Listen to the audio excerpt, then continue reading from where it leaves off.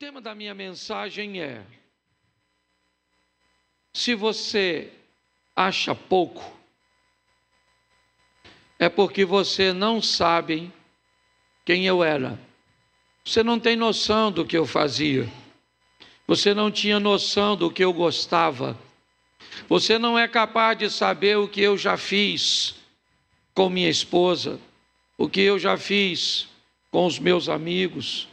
Você não é capaz de saber o que eu já fiz no trabalho, o que eu fiz há 10, 20, 30 anos atrás, ou algum tempo atrás. Se você soubesse o que eu já fiz e quem eu já fui, talvez você, ao olhar para mim, veria que eu estou muito longe de onde um dia já estive.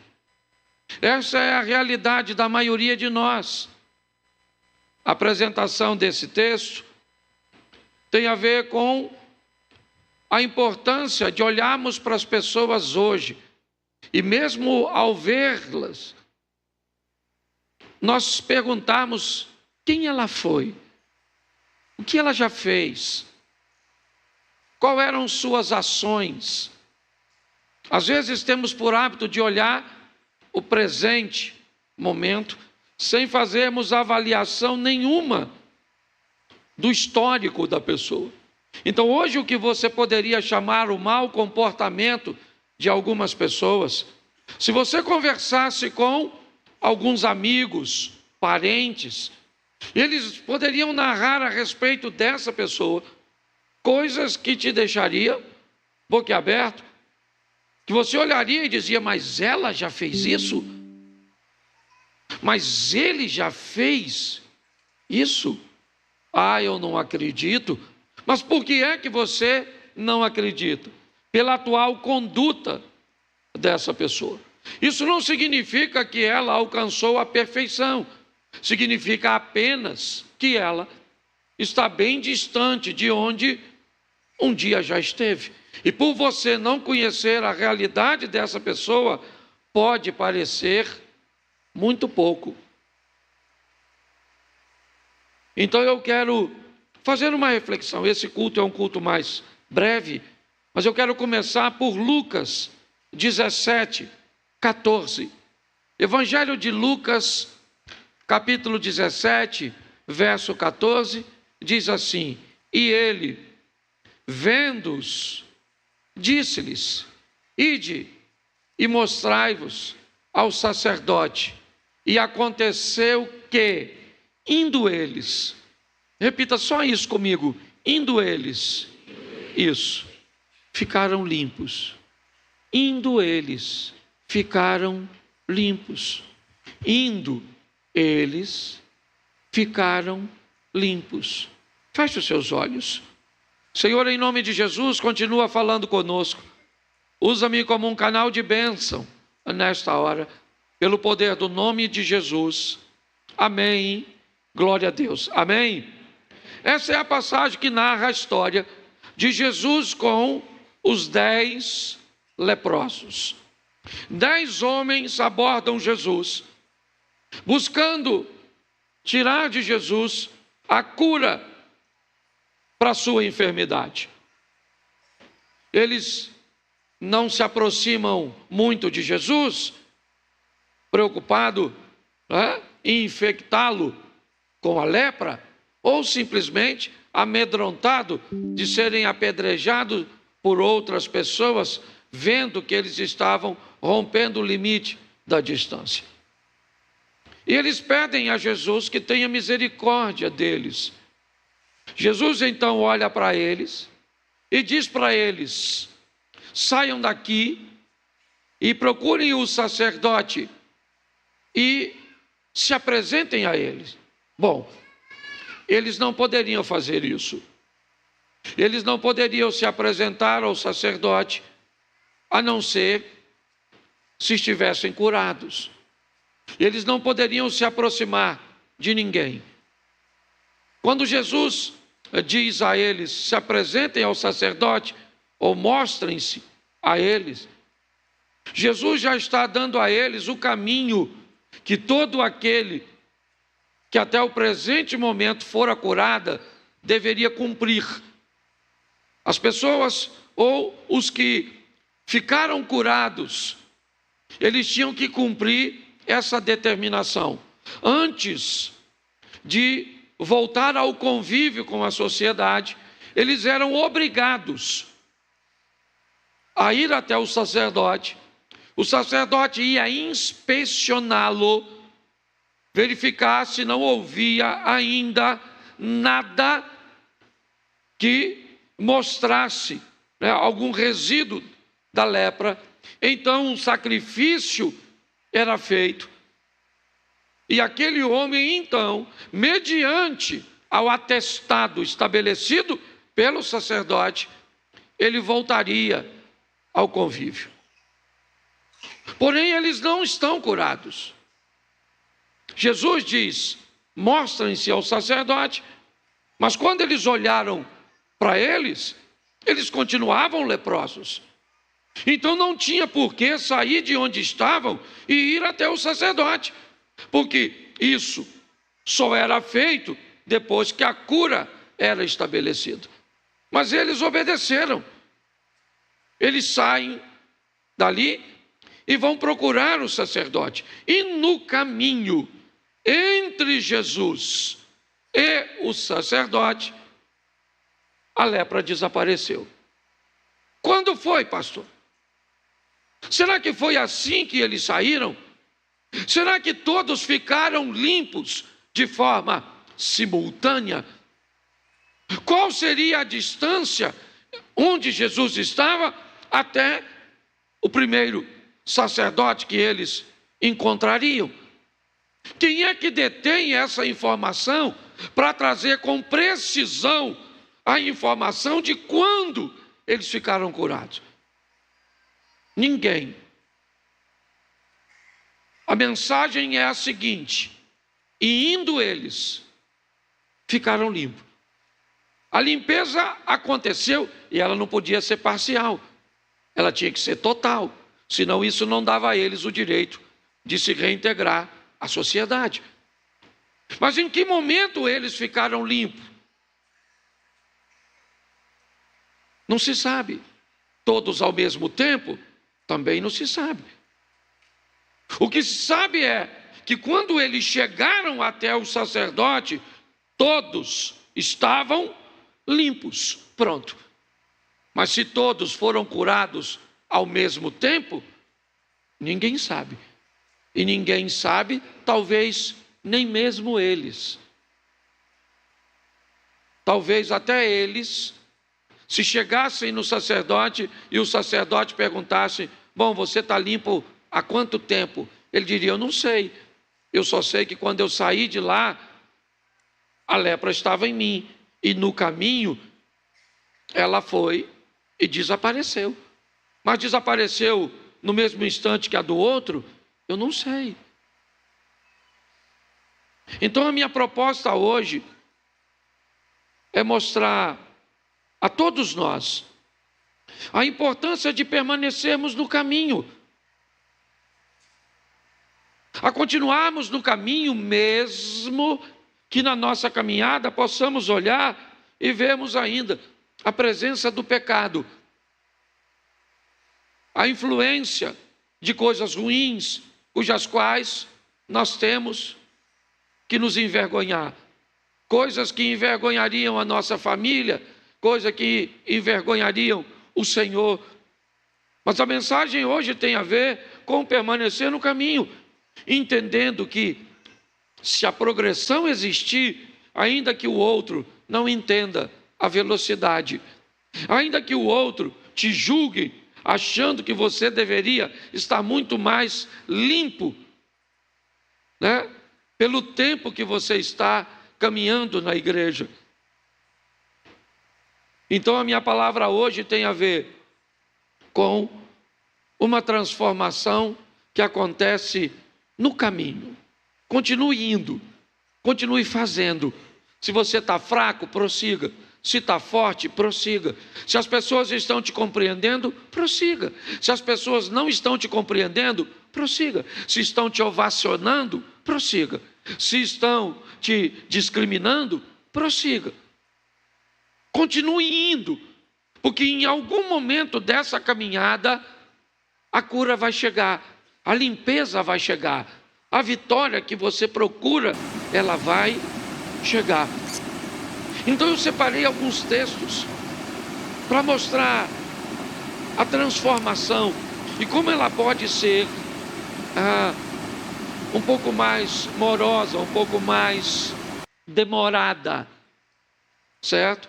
E quanto nós temos que estar preparados para lidar com as pessoas que nos conhecem mais de perto, porque são essas pessoas que vão notar de verdade que a mudança está demorando ou não. Porque às vezes um marido exemplar para a igreja não é o marido exemplar para a esposa. Às vezes o filho exemplar para os amigos não é o filho exemplar para os pais. Porque somente aqueles que estão perto, convivendo no cotidiano, no dia a dia, sabe de fato quem nós somos. E talvez esse seja o grande desafio de nós convivermos. Então é importante observar que uma mudança segura é uma mudança que ela tende a começar a acontecer de dentro para fora. Nós vamos precisar mudar o exterior, sim, e eu já vou mostrar isso mais à frente a você. Mas eu quero mostrar 3 versículos que é importante que nós tenhamos o conhecimento dele e, mais do que o conhecimento, a aplicação desses textos na nossa vida, porque ele nos expõe uma mudança que ela acontece de dentro para fora. Porque mudar exteriormente talvez seja a parte mais fácil do processo. Trocar as roupas, mudar a rádio, certo? De sintonia. Talvez mudar alguns ambientes seja um pouco mais fácil do que mudar a parte interna. Então vamos a 3 textos, rapidinho. Romanos capítulo 12, verso 2. E não sede conformados com este mundo, mas sede transformados pela renovação do vosso entendimento, para que experimenteis qual seja a boa, agradável e perfeita vontade de Deus. Preste atenção, porque nós temos aqui uma mudança mental. Transformai-vos pela renovação da vossa mente. A mente, o pensamento, ele está mudando, ele está se transformando para que consigamos olhar as coisas de Deus e experimentá-las de forma boa, agradável e perfeita, o que é muito difícil para nós. Dependendo dos danos que essas coisas que nos acontecem têm um impacto sobre nós, é muito difícil chamar a vontade de Deus de boa, agradável e perfeita. A mente do indivíduo, para dizer isso, da perda de um ente querido, da perda de um emprego, de um envolvimento, certo, de alguém da sua casa com uma luta, com uma dificuldade, com uma adversidade. Olhar essas coisas, certo, e dizer que elas são boas, que elas são agradáveis e que elas são perfeitas, a mente dessa pessoa, ela tem que estar muito alinhada com Deus. Então essa não é uma mudança fácil de obtermos. Nem todo mundo que carrega uma Bíblia na mão, sabe cantar um hino, pode uma vez por mês segurar os elementos da ceia, são capazes de viver isso. Porque isso é uma mudança sólida, concreta, gradativa, paulatina, crescente. É um modelo que vai alcançando a sua mente e vai te tornando alguém inabalável. Pessoas com esse tipo de comportamento conseguem ler textos como 1000 cairão ao teu lado, 10.000 cairão à tua direita, mas tu não serás atingido, com mais veracidade. Pessoas que entendem isso, entendem o que é ter uma vara e um cajado para te estabelecer um apoio. Pessoas desse tipo entendem o que são anjos que recebem ordem a nosso respeito. Mas não é fácil, porque essa é uma mudança interna. Pessoas com esse tipo de comportamento, suas variações são extremamente pequenas. Elas estão sempre muito próximas do comportamento ideal. Elas são extremamente constantes, independente de qualquer tipo de ambiente.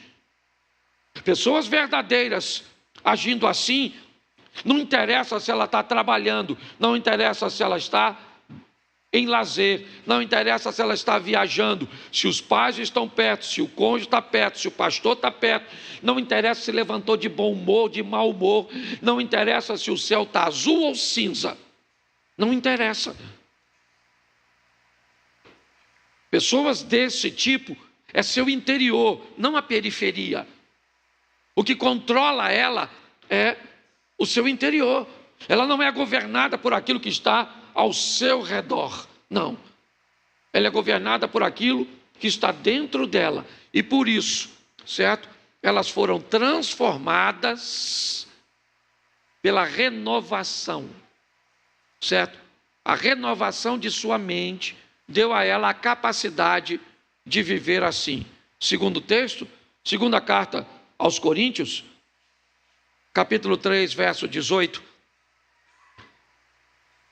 Isso, vamos lá. Mas todos nós, com o rosto descoberto, refletindo como um espelho a glória do Senhor, somos transformados de glória em glória, na mesma imagem, como pelo Espírito Santo. Preste atenção, o rosto é descoberto, sem ter nada para esconder, verdadeiro. Todos nós com o rosto descoberto, certo? Nós vamos estar diante de um espelho, onde o que vamos refletir não é a nossa imagem, é a imagem do Senhor, mas para que isso aconteça, nós vamos precisar de uma transformação que aconteça de glória em glória. Uma exposição que nos mostra que isso de verdade não acontece de forma instantânea.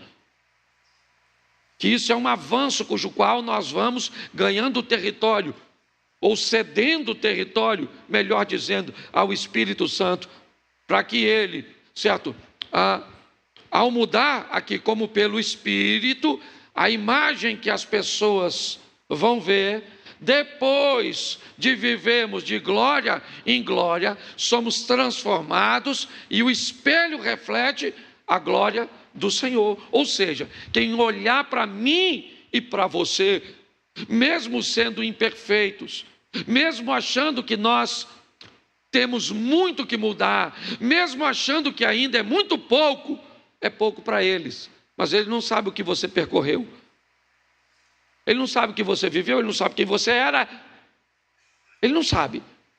Tem muita gente que, se eu desse a oportunidade para pegar nesse microfone e disser aqui as coisas que já fez, final do culto não tinha mais ninguém. Ou então nós íamos dormir hoje de luz acesa. Isso ia virar um filme de terror. Tá certo? Mas é de glória em glória.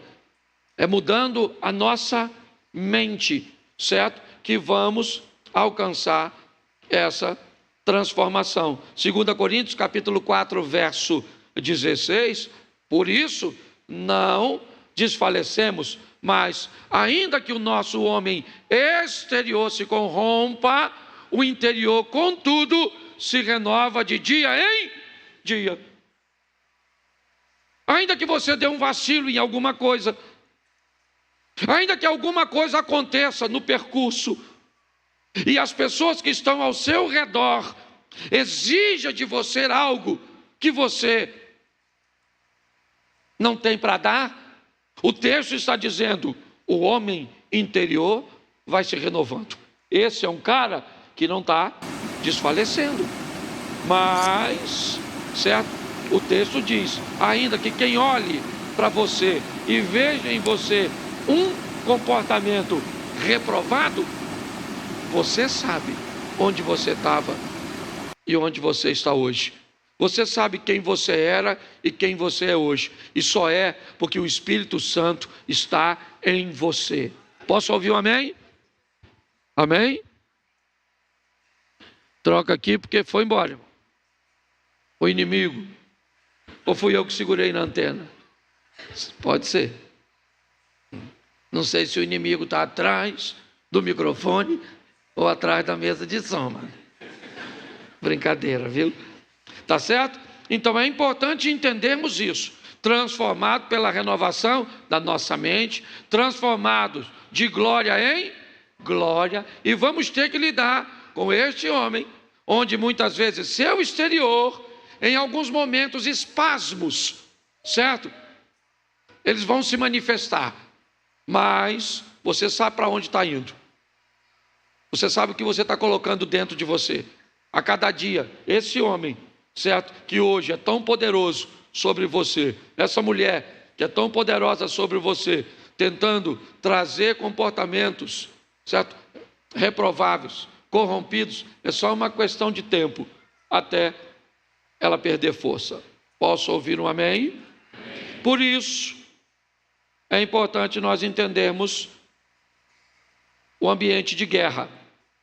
E eu separei dois textos, um que, Efésios, capítulo 6, verso 12, mais à frente nós vamos ter revestido de toda a armadura de Deus, mas antes, um pouquinho, está o verso 12, que diz, porque não temos que lutar contra a carne e o sangue, mas sim contra os principados, contra as potestades, contra os príncipes das trevas deste século, contra as hostes espirituais na maldade, nos lugares celestiais. Então preste atenção. Essa batalha é uma batalha do mundo espiritual. É uma batalha diretamente travada contra Satanás, numa esfera que não é humana. Ela não é contra o homem, mas ela é no homem.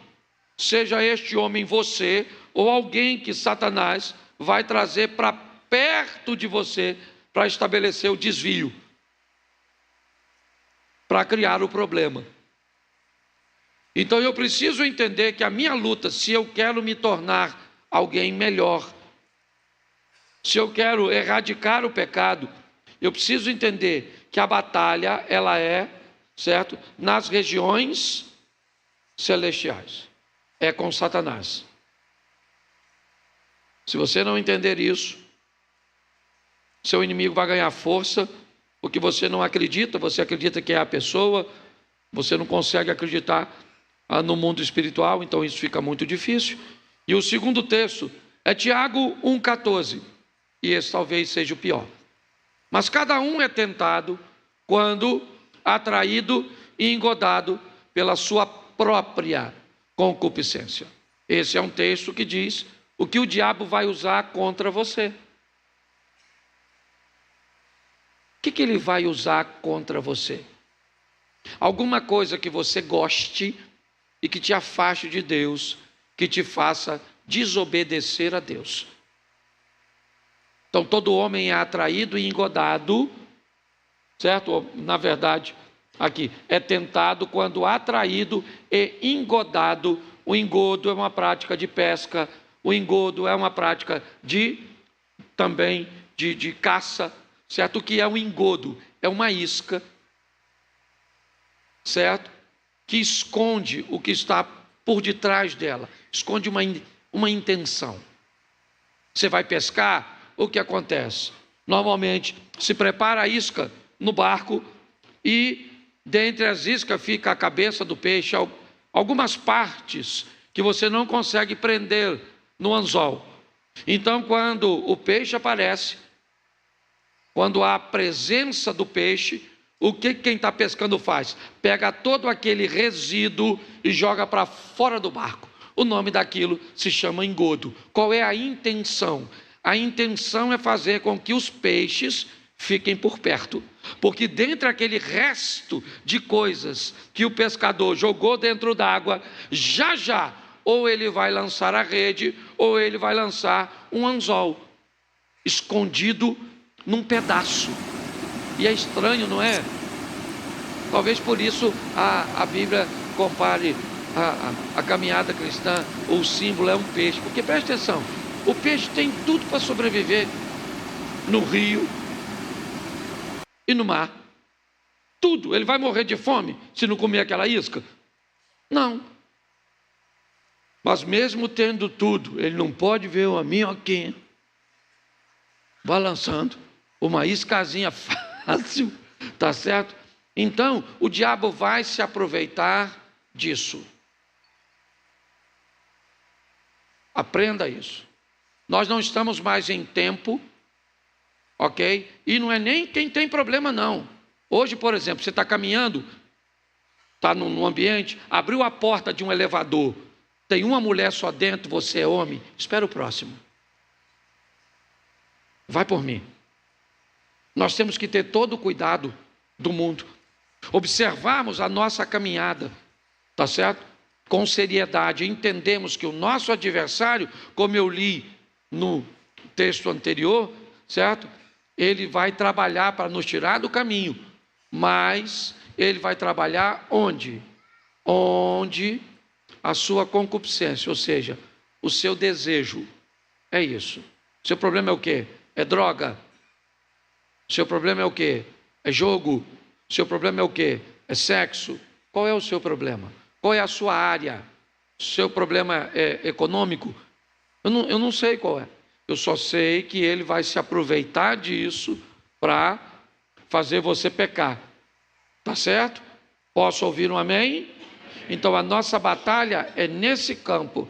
E aí eu separei só algumas coisas que eu acho que como pastor vale a pena nós olharmos.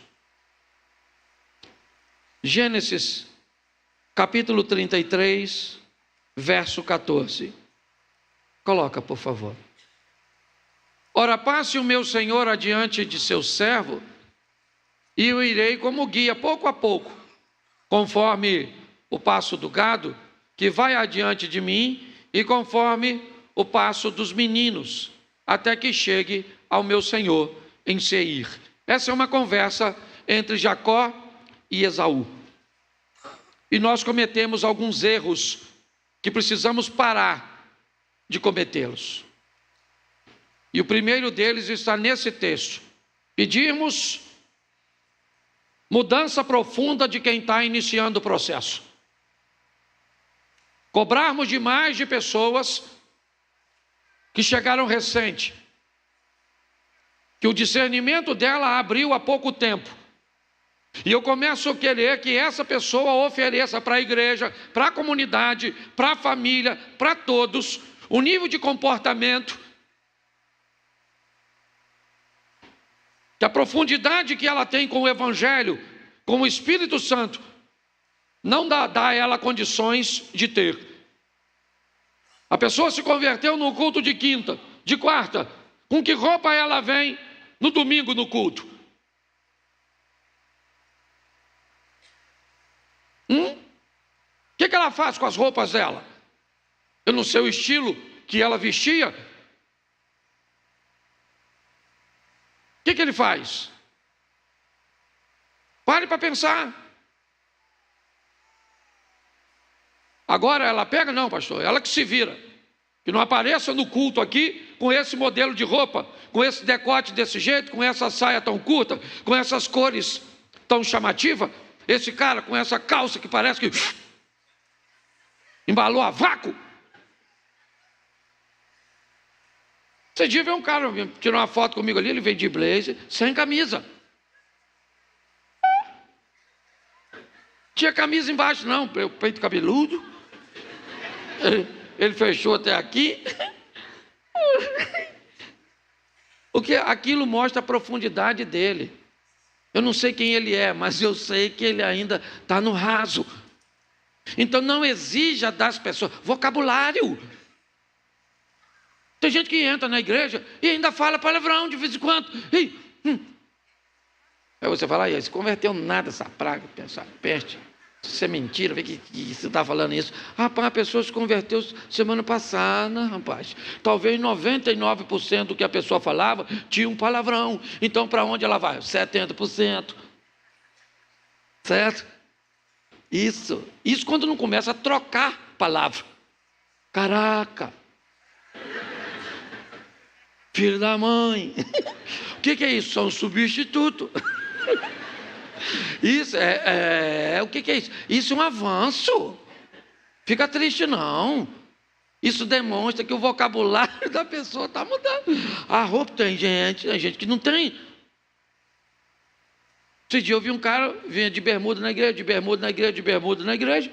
Um dia ele me abordou e me disse, pastor, eu venho de bermuda porque eu não tenho e eu me converti, mas nunca gostei de usar calça.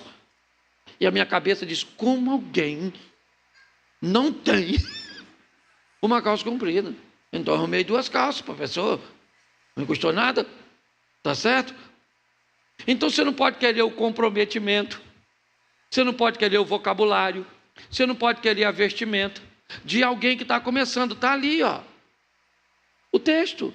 O que Jacó está dizendo para Esaú? Esaú, você está acompanhado de homens, com um exército, 400 homens. Sabe o que eu tenho comigo? Eu tenho mulheres, eu tenho crianças e eu tenho animais. Se eu usar a sua velocidade para ir em direção a Seir, esse pessoal que está comigo desfalece no caminho. Então faz o seguinte, eu posso andar na sua velocidade, mas quem está comigo não. Às vezes você certo? É importante que você reduza a sua velocidade para ajudar outro a chegar no propósito e não ficar cobrando. Posso ouvir um amém da igreja? Isso. Segunda coisa, bota Mateus 22, 37. São coisas que a gente acabou fazendo sem notar, achando que a mudança é instantânea. Vamos lá. Ó. Jesus disse o quê? Amarás de todo o seu, e de toda a sua, e de todo o seu. Bota o verso seguinte. Este é o primeiro e grande. O segundo, semelhante a este é. Bota o 40 para ficar legal. Desses 2 mandamentos dependem toda a lei e os... Preste atenção, é importantíssimo.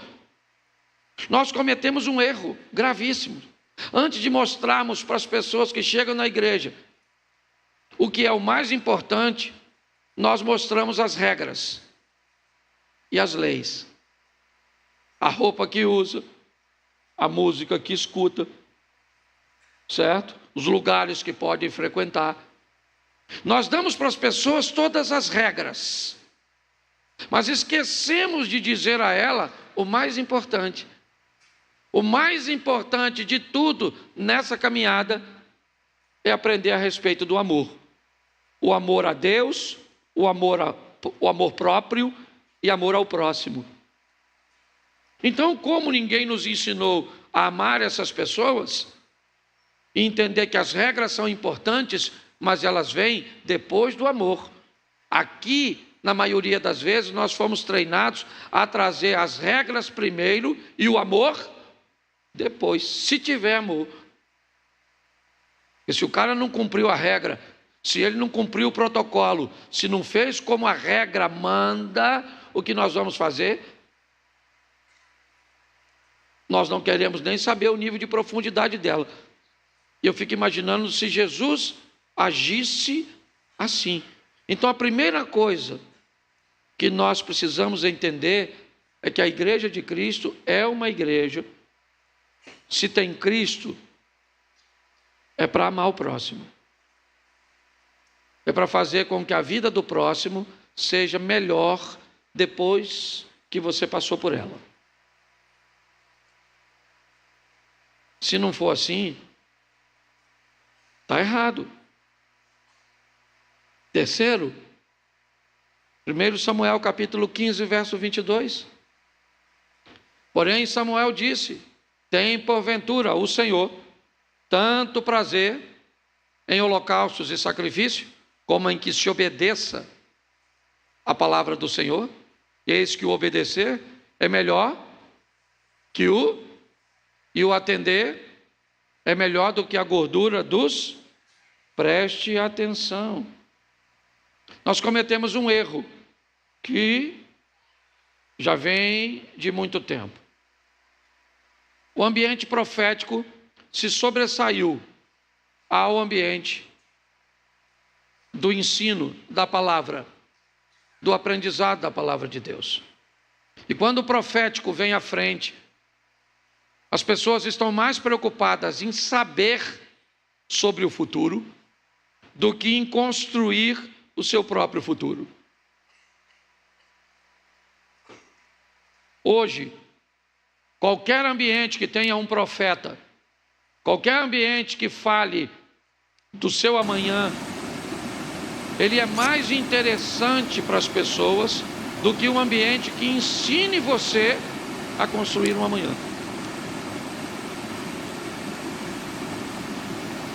E pior, esse ambiente é um ambiente que pode fortalecer isso, dizendo que Deus está no controle de tudo. Ou seja, você pode pouca coisa. Isso está errado. Não funciona desse jeito. Esse texto diz e fala a respeito da obediência ao Senhor.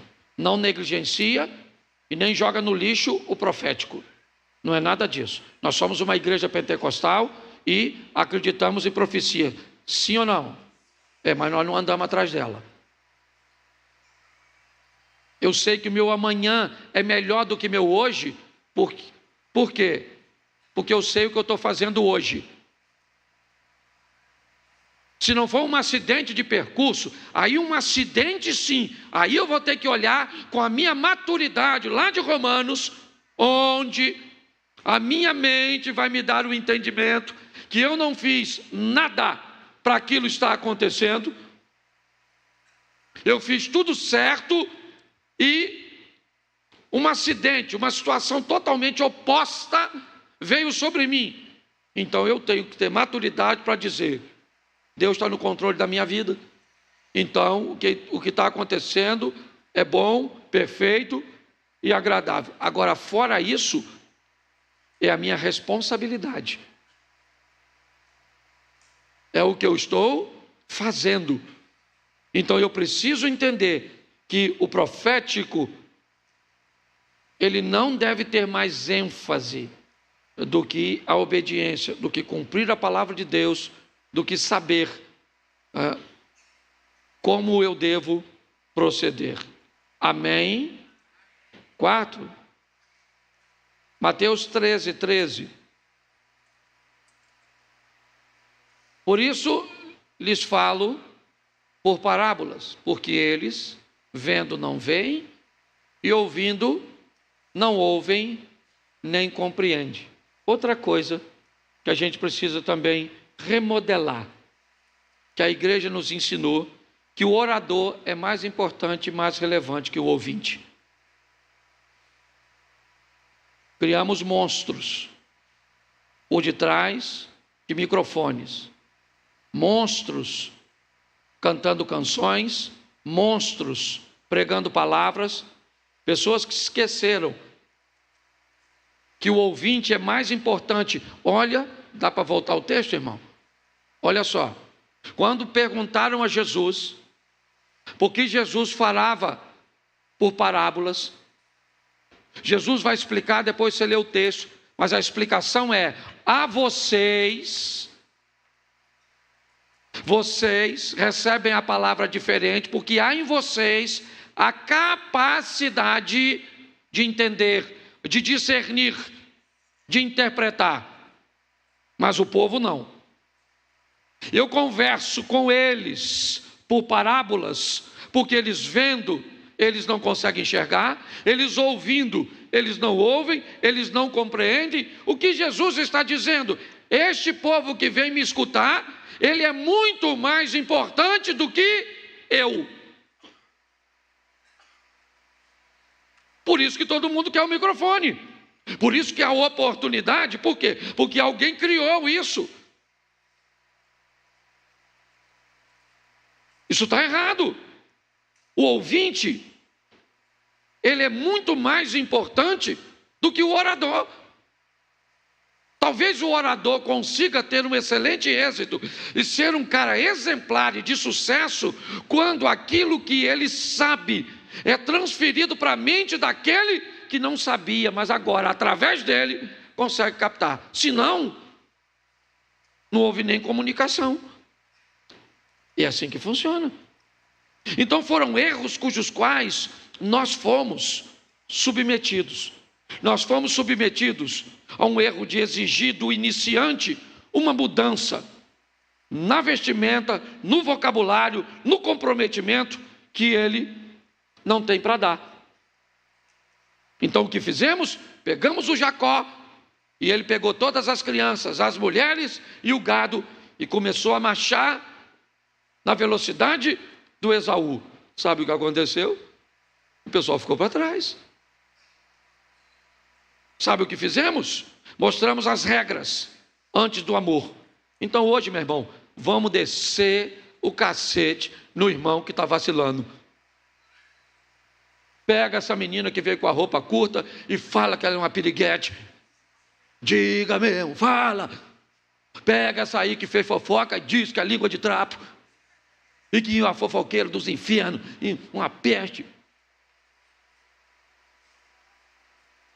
Isso, a gente não sabe nada sobre amor, a gente sabe sobre regras, certo? Mas se você for conversar com ela, você vai saber que ela fazia muito mais fofoca do que faz hoje. Hoje ela já faz só umas fofoquinhas assim. Entendeu? Mas é verdade, ok? Se entendemos que conhecer a palavra e darmos mais valor ao ensino, ao comprometimento com a aplicação da palavra na nossa vida, o profético, ele é uma questão é só de tempo.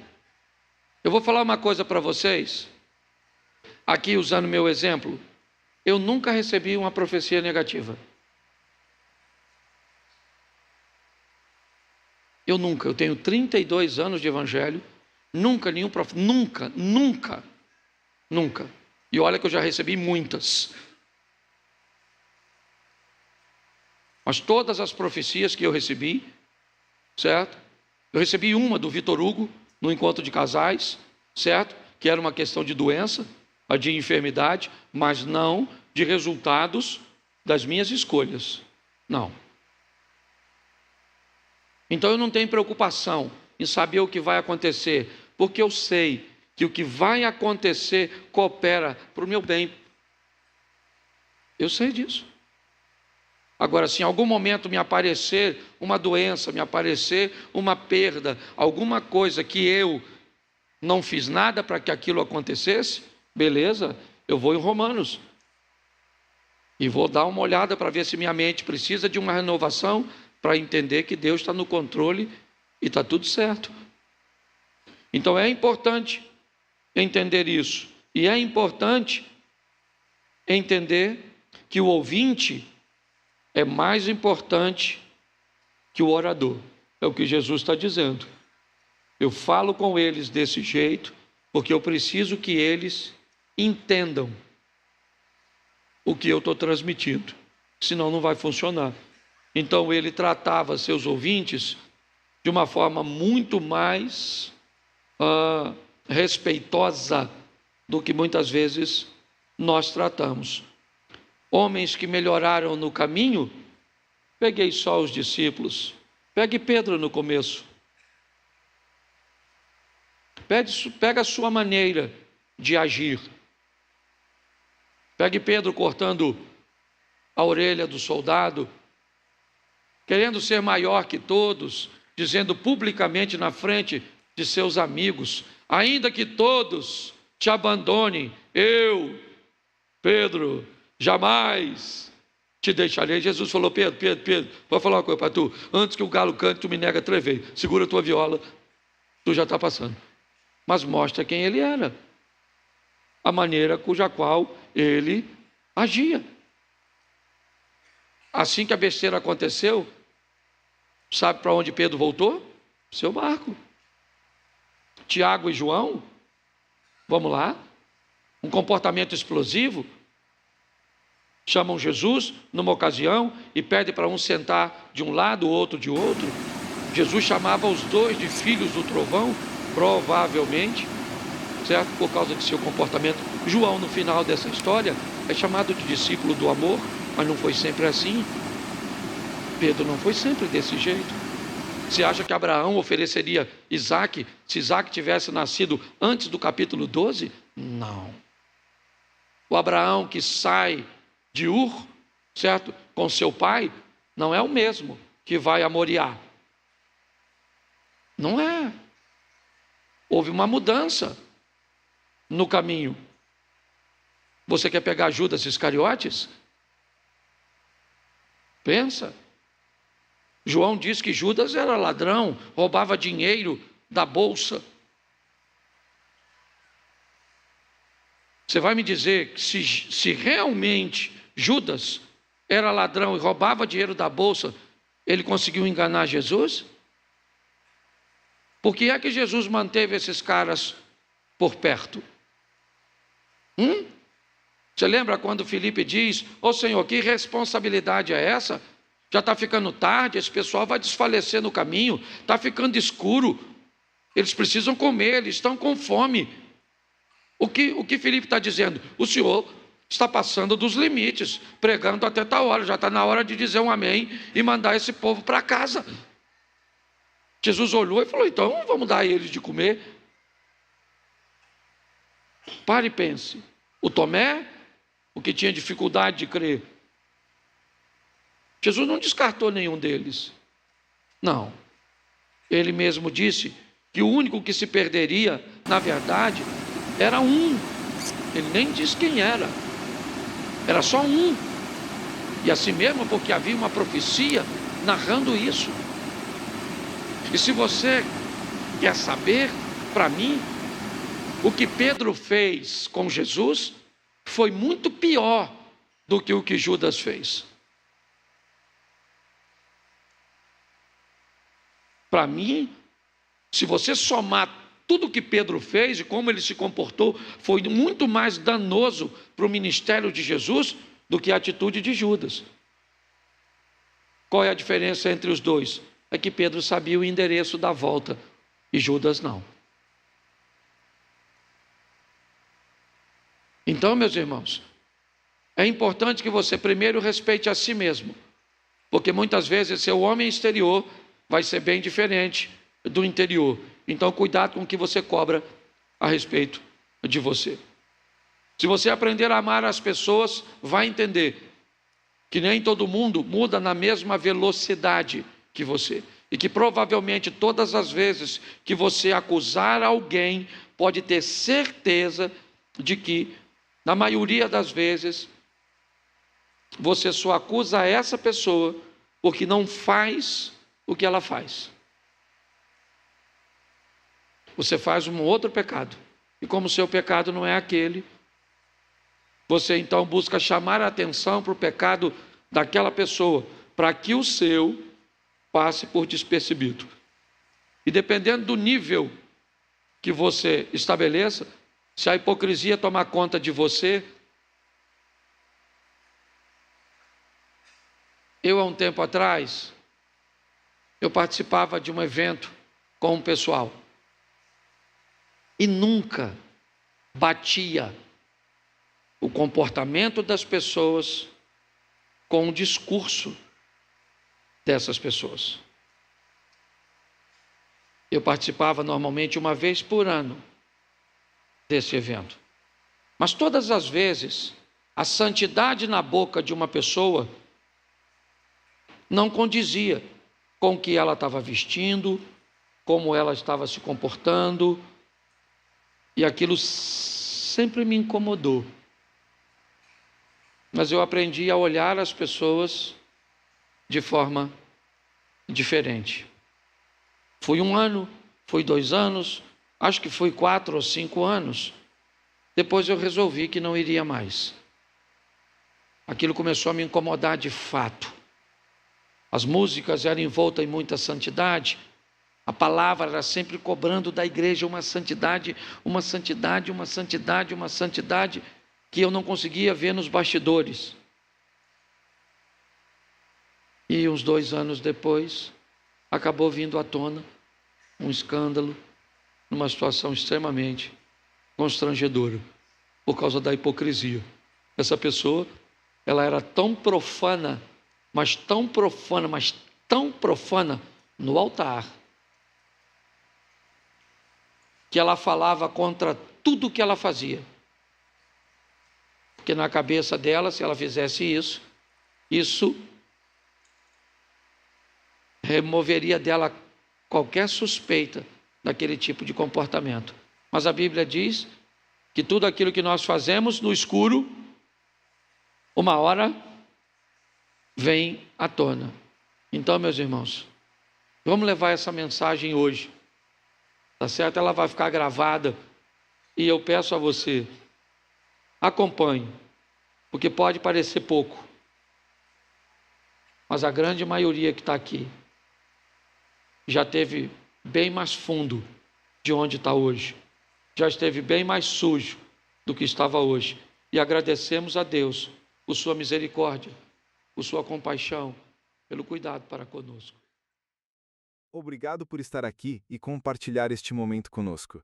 Que a palavra de hoje fortaleça a sua fé e traga paz ao seu coração. Não esqueça de se inscrever, deixar o seu like e compartilhar esta mensagem. Que Deus abençoe poderosamente a sua vida e sua família.